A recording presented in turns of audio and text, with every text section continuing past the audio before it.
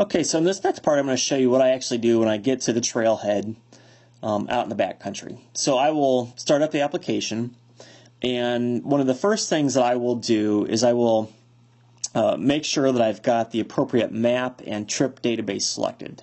So I will click on the Map Layers button, and you can see here where it says I'm in the online and cache tiles. What that means is I'm basically pulling maps from my Wi-Fi connection or my 4G cellular connection. So I will go down and click on Saved Map Folder. I will then make sure I've got the appropriate map folder created or selected and the appropriate map. And now you can see I've got Save Map Folder, the location, and the map. So I'm going to hit back on that. And right now it's not showing any maps, but I'm not going to get concerned about that. I'm going to fix that in a second. The next option I'm going to do is make sure that I've got the appropriate trip database selected.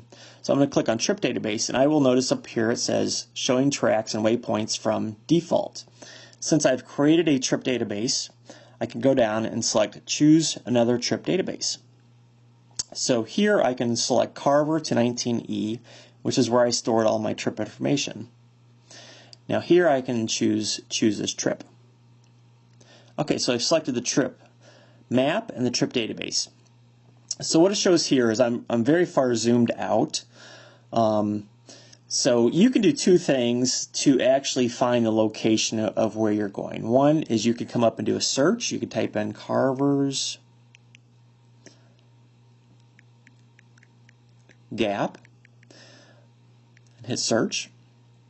And then I'm going to select the one that I think is the appropriate one, and it will center on Carver's Gap. Now apparently I selected the wrong one, or maybe there's a different place called Carver's Gap. But the second way that you can actually find where you're supposed to go is you can just do a pinch and zoom. You can zoom all the way out until you see stuff on the map, and then you can find where the map is and then start zooming into that area. Okay, so that is pretty much what I've done.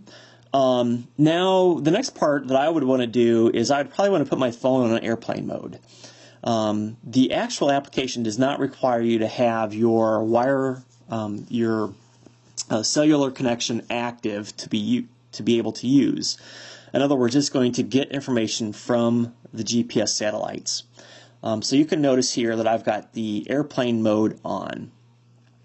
What I would then do is, before I would start my trip, maybe while I'm just sitting in the car packing up, is I would click on My Location or Center.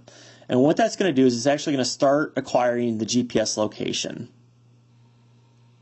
Now for this example, I'm actually going to show a different map here so I can show you what it's like to track it. I'm not actually at a trailhead right now. I'm actually sitting in my house. So let me move over and switch to that.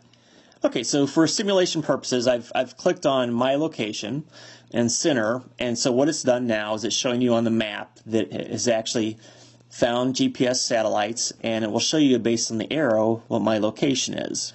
I would recommend doing that about 10 minutes before I started recording a track, just in case you have tree cover and you don't get a connection to a GPS satellite immediately.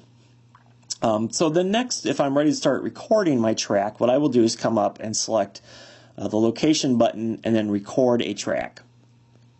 Now what it's going to show here is the actual month, November 8th, 11/8, and the date or the time of day, 4 o'clock.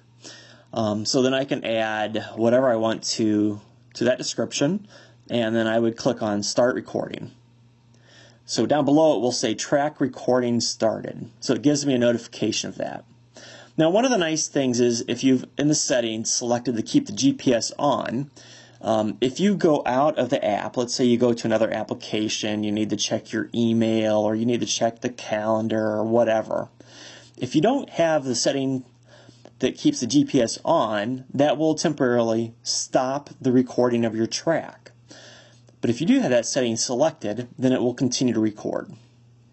Okay, so let's say I've recorded for a long time and I get to my campsite and I'm ready to turn it off. What I would then do is just click on My Location, and then I would select the option to stop track recording.